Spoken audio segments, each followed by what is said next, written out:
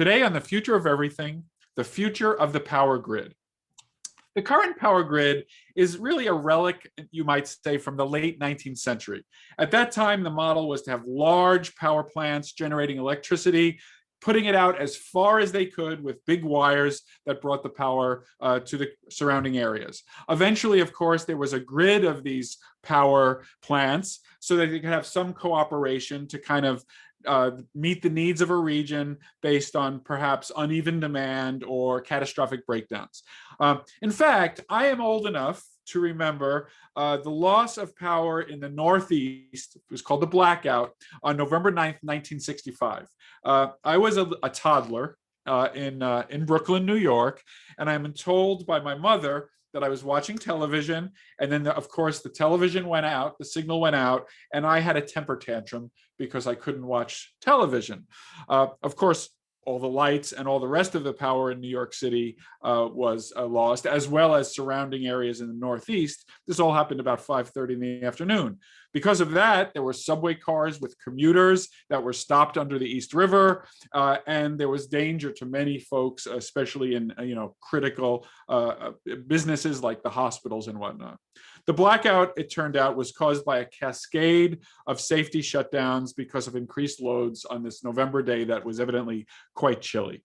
And of course, blackouts continue to this day, micro, just your block, or your state. In California, we have them because of fires, both to prevent the fires and because of the fires.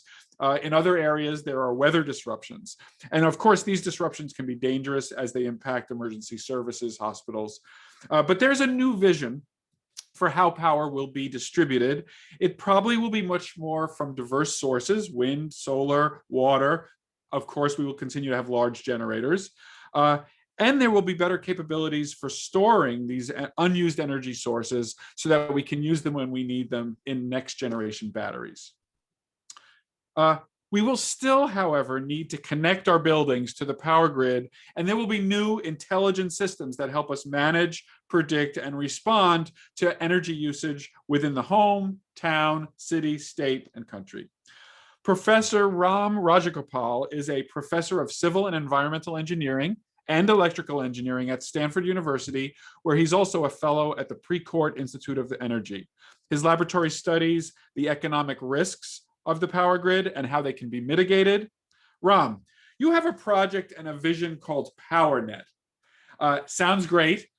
What is Powernet, and how is it inventing the future for how we're going to use electricity? This is a great question, Russ. Thank you for having me. And I love your show, by the way. Thank you. Thank you. The first principle here is, traditionally the way we design the grid is what you can call infrastructure-centric. We looked at cities and regions, we calculated how much demand each one will have, and we designed against it. We didn't really know, and we're not able to measure who are these individuals, how are we going to supply the different and varying needs across businesses and people and people that might be vulnerable and so on.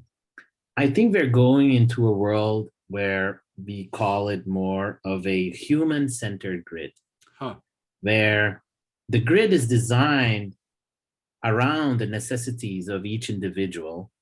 And in this human-centered grid, every individual can be both a consumer of power and a supplier of power. And so what was the idea behind Powernet was to think about how to interconnect all of these consumers or prosumers together so that they can optimize themselves, but also coordinate across to offer services back to the grid. So in traditional power systems, your consumption is what's called behind the meter consumption, because the power system only saw you as that little meter. That's everything that happens in my house gets summarized, how fast that little dial spins. That little dial, exactly. And they don't even know what's happening in your house, whether you have this capability or that capability.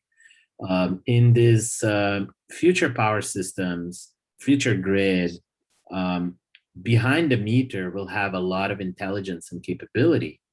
And we have to be able to utilize it to really balance out all the uncertainty and variability in the renewables. You can't just think of adding a lot of backup power for the moments where there's a cloud or the wind is changing. You really need to figure out how to move from.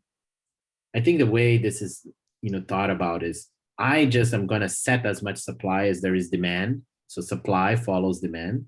Yep. Do something where both meet in the middle. So yeah, so that's a really interesting idea. I want to revisit the degree to which it's not human-centered right now, because I think that will help us understand how it could become. So, so is it essentially this idea that there's a meter, and that to the power company, my family is the rate at which that meter goes? Do they look at when I'm using and when I'm not using, and do they make decisions based on that, or is it just averaged over the month and then that's it? They might make decisions over specific hours of the day, very rarely, but they don't really have, in an extensive way, a way to engage with your flexibility. What do I mean by this? If you saw what happened in Texas, for example, yes, people were cut off power. And in certain regions, people still had power. In others, they were completely cut off. And you could think maybe there was a way in which, what if we all cut off non-essentials, and then maybe something essential as heating is preserved in some fashion. Mm-hmm. That requires a much more granular engagement. It is even beyond. It's like going behind the meter and understanding what your needs are, what your, how you value those needs, and how to compensate you and engage you for the capabilities that you might have. Yeah, so you've written about, as part of the Powernet vision, you've written about something called like a home, I think it was called a smart dimmer, where actually, as you said, behind my meter, there are decisions being made about maybe now is not the best time to do my laundry or to use the dryer, or maybe I should wait till later to charge my electrical car.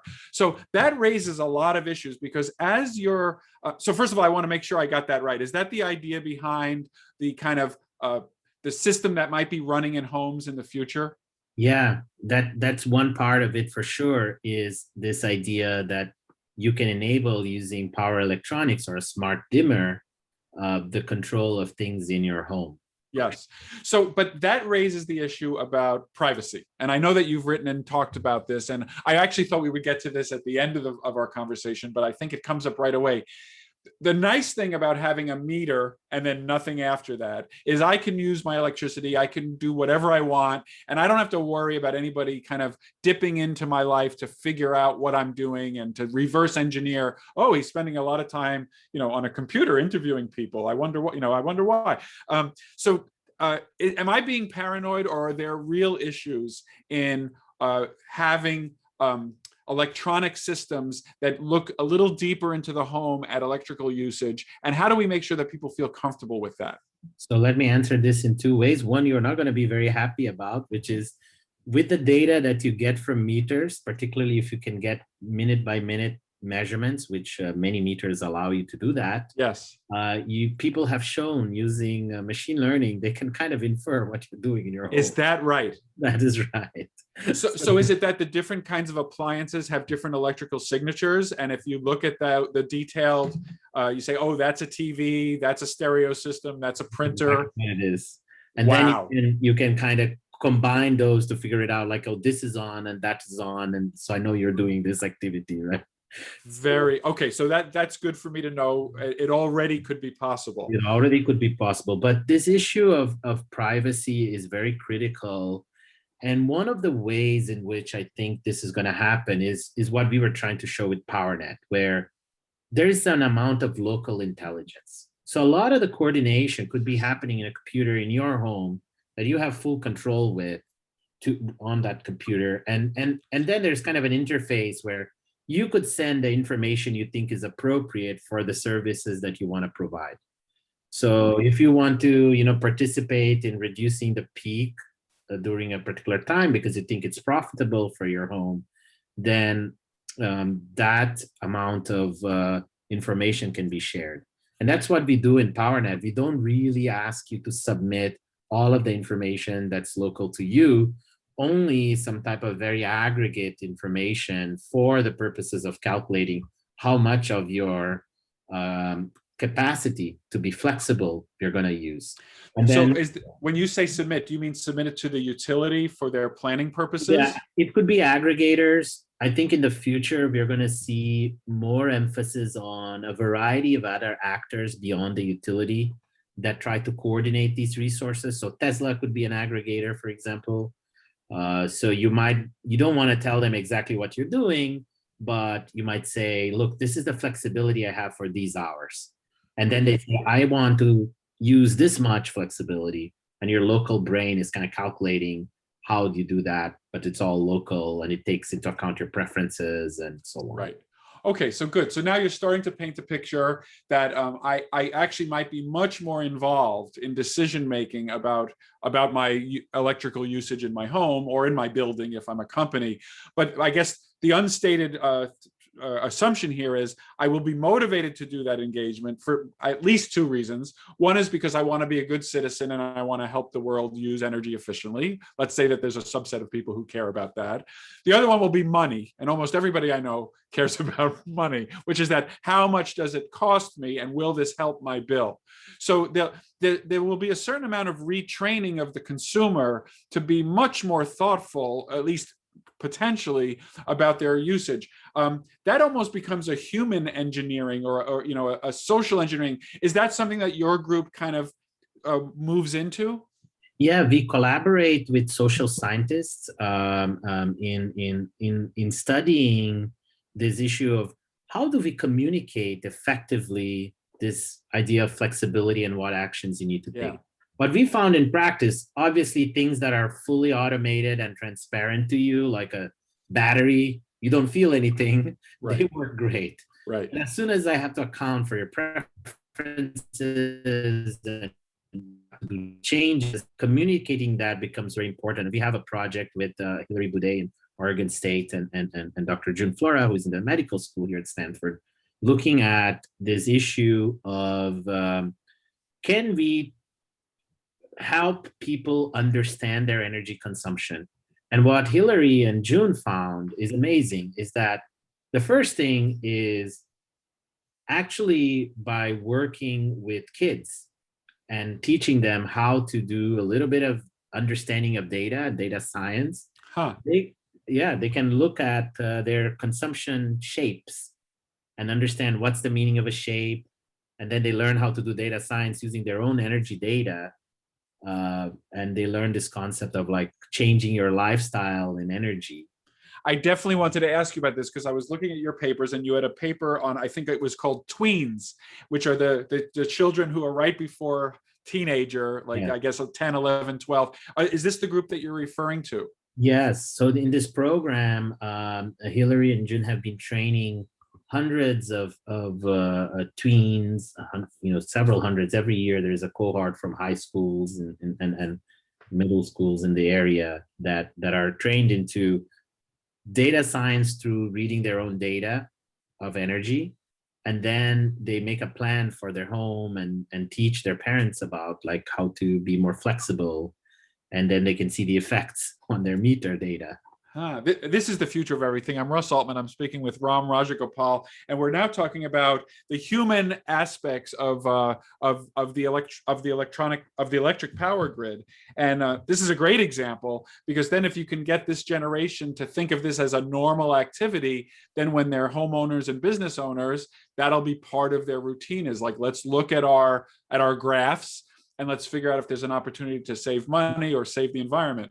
And Russ, I think the biggest thing that I see whenever I participate in these events with our kids and so on is that they are fascinated by this idea that the grid links us all together. So what you do doesn't matter just to you, it matters to everyone. And it has an environmental impact through, the timing of your energy use causes different amounts of emissions.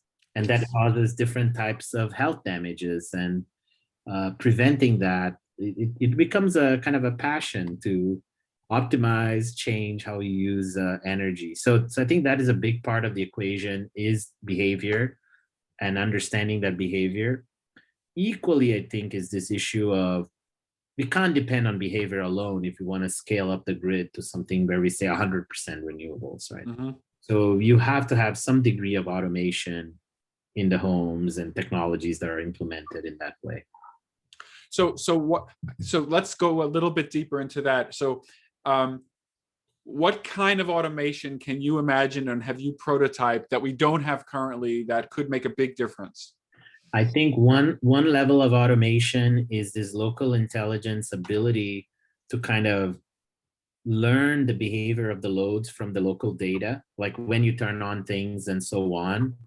And it can make slight changes on the power profiles. So you still get the same service, but during the window in which you're expecting it to happen, it can spread things around, like your water heater. I can heat the water a little bit more now.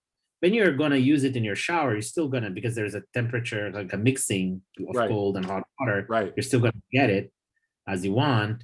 But the advantage is a little later, when power is more expensive, your water is already hot, so I don't heat it then. So you can preheat and store. So that's one aspect of it. I think the other kind of important aspect, which we don't see a lot today, but I'm hoping to see in the future, is to think of energy use as part of health. Mm-hmm. We don't do that yet. We have investigated about it. For example, if you go out for a walk at 6 p.m. or 7 p.m., it's very helpful for the grid, because if you turn off everything in your home that you can turn off, that's exactly the point where we have like the power peaks happening right now. So as you start to link the way you live and kind of the necessity of the system, that can become another powerful way to do this. So I know that you've also written about the connections of the electrical grid with things like the water grid, so to speak. And is that part of this same kind of systems look at utilities, not as separate entities, but as a kind of integrated system delivered to the home or to the business? Yeah, in this human-centered grid, we look beyond utilities. I don't mean to say utilities don't play a role, but when you center it on you use water, you use energy, and nowadays you're using electricity for transportation. So we are linking three major infrastructures: the water infrastructure, the electricity infrastructure, and the transportation infrastructure, and also the gas infrastructure. So all of these four are interlinked. And one of the things that happens with that interlink is there's a lot of opportunities to trade flexibility in one system to flexibility in another. So if I can process my water later, like what in your previous conversation with Megan, that's kind of you can then translate that into savings on the grid. Or if I have extra production in the grid, I could put it to process water. But this also causes some issues that people have started to think about. When I couple infrastructures, my vulnerabilities grow. Mm-hmm, mm-hmm. Problems in one infrastructure multiply very quickly. Again, Texas was a great example where, well, we had a demand shoot up because it was very cold. But when the demand showed up for heating, part of the heating is gas. It starts using up all that gas. Now the natural gas generators in the electric power side don't have that much access. So you now have to start to make choices of what you're going to allow to happen and beyond the grid. So grid operator might be making choices that influence your home heating in natural gas, which is unthought of. This is The Future of Everything. I'm Russ Altman. More with our guest, Professor Ram Rajagopal, next on Sirius XM. Welcome back to The Future of Everything. I'm Russ Altman. I'm speaking with Ram Rajagopal about energy, the power grid, and the future of the power grid. And I did want to talk about the fact that in my opening comments, I was talking about these big power plant that generate electricity, put it out on big wires. That was where all the electricity came from, that power plant. But we're now looking at water and air and all of those other renewables. It seems that that's therefore likely to change the entire infrastructure of electrical generation and distribution. And I'm wondering, what is that going to look like, and what have you been able to kind of figure out about how to manage that going forward? I think the main changes are, of course, renewables and storage coming online in at a transmission scale. That's a big change, but also this idea that now consumers can produce and be more flexible. But that demands a lot more sensing. We need to be able to measure things better. It demands a lot more reliability of our local power networks. You know, distribution networks today are barely monitored. You would have to make sure those are much more reliable and monitored. This also will require some different ways for consumers to engage through marketplaces that happen at different time scales, all that are much more dynamic. So I expect in the future the grid to be far more autonomous, having a lot more sensors and controls. I just want to make sure I understand. The reason sensors are important is for the purposes of audit. So you know who made the electricity, who used it, and are there any breakdowns? I just want to make sure I understand why sensing becomes more important. Because in real time, not just audits, you also have to make sure that the amount of power that's flowing through the lines meets the capacity of the lines, the transformers are not being overloaded. So operational constraints are all met. Okay. It's like making sure you're steering things correctly, like in your car. You know? Gotcha. Okay, so we'll have a much more distributed system with this sensing, and let me let you continue. Yeah, and I think one of the things that you will start to see is this kind of combination of sensing and control and autonomy really becoming far more prevalent than it is today. It is prevalent right now. If you think about the big generators, they're mostly autonomous. They have a lot of autonomous capabilities, but this will spread over to our homes and businesses. And one of my favorite examples is, we in Powernet, we went and looked at ventilation in a dairy production facility farm here in California, the Double Diamond Dairy Farm. It's the largest dairy farm here.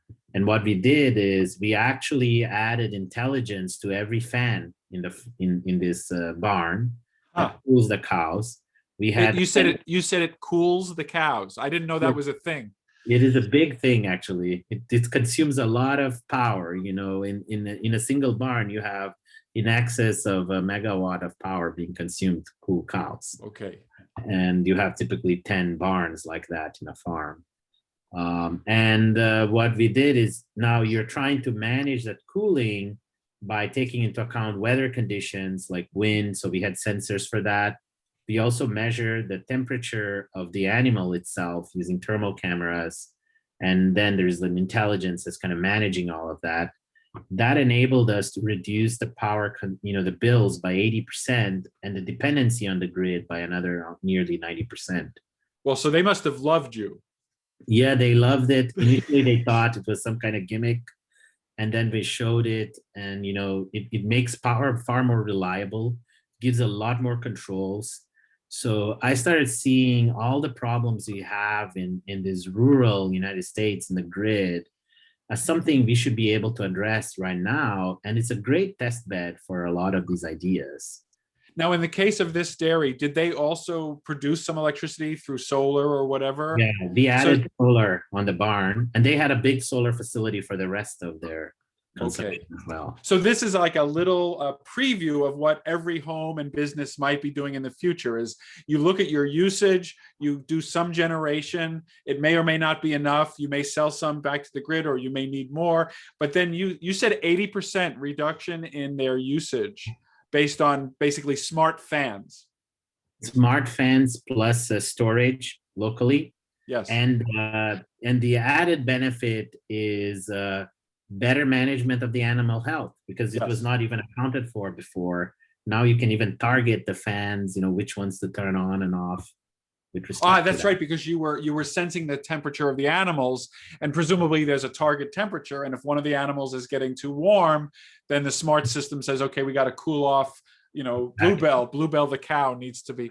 Okay, so that's really a great, vivid. Let me ask, how did you ever start that collaboration? So I'm just imagining I'm a dairy farmer. I got a lot of problems, and then a professor of civil and environmental engineering from Stanford calls me up. How did that happen? That happened because we through the federal government, this was funded through the DOE. We have events. In one of these events, we met the company that made these fan controllers, and they said, wow, your intelligence thing is great, and you're doing all these homes, which is super hard because each unit in a home, each thing you do is so small. Right, And right. he said, why can you apply this to fans? And I thought, okay, maybe this is some kind of industrial fans on a factory. We were surprised when he came and met with us and said, no, it's actually farms. And then we had an amazing group of students that has been leading the project who go to the farm, became friends with the farmer. Yes. It's a big deal. One of these fans fails, You could lose a cow. you can lose a cow, and that's like their profit margins are razor thin. So it was a gigantic issue to like get them to trust you. So at first we just measured, then we Right. could. No, this is it's a great story. And of course, as you describe it, I'm thinking stadiums and hospitals. You've mentioned health a couple of times. And of course, ventilation is on everybody's mind during the COVID pandemic, where the question is, how much can we open up the restaurants? I know that people even worry, if I have a restaurant, can I have 3 sides closed with 1 side open, or can I open up 2? Do I have to open 2 or 3 sides in order to get ventilation? So you can imagine that in the setting of any big facility, when they have choices on what to turn on for ventilation, it could be direct health benefits. That's right. And you can imagine even the next level of this, which is now here we are talking about like an autonomous system managing this. Now, how about systems that even give you choices such as, Russ, you can work from home today, and that's going to reduce the power consumption on the Stanford campus by this much, and this much flexibility is added. So they could allocate, when to do certain things, where to do certain things, Yes. and actually give you more flexibility. Do you imagine that we're looking at a time where somebody might say, Russ, if you're willing to be a little bit warm today, like in your home or your office, we're going to give you a much better rate. And so people start making decisions for money based, but that leads to issues of equity. And I did want to end with your thoughts about fairness in these systems. Yeah, this is a huge issue. Whenever we talk about this, you're completely right. Price signals are always thought as the mechanism to drive, this flexibility. But the issue of whether you're able to respond to the signals or not is definitely contingent on what technologies you're able to have in your home or Yes. your business, right? So if you have a nice storage device, then it's painless for you. If the other person can only respond by turning off their air conditioner manually, it's something very painful for them. I think this is a new frontier for the grid. The grid is designed, we pay minimal attention to it. I'm not going to say we don't pay any attention, because definitely the Public Utilities Commission tries to figure out how to make electricity affordable and gas affordable to everybody. But as these new systems come online, we have to start thinking about how to create designs that are not biased, both from the point of view of technology development and adoption, but also in the controls. There are some recent papers that show when you send price signals or even signals to turn off your air conditioning, called demand response, mostly the response is coming from vulnerable communities, both in terms of income, race, and so on, which was a very surprising result. And so, if you think about it, maybe it's a form of burden. You can say, well, they're compensated, but are they actually compensated enough for that? So I think as part of this human-centered design for a grid of the future, you have to take into account equity, you have to take into account fairness, health, all kinds of outcomes that affects us, which it's a whole new engineering challenge. And it sounds like it actually must be part of the engineering spec. Well, thank you for listening to The Future of Everything. I'm Russ Altman. If you missed any of this episode, listen anytime on demand with the SiriusXM app.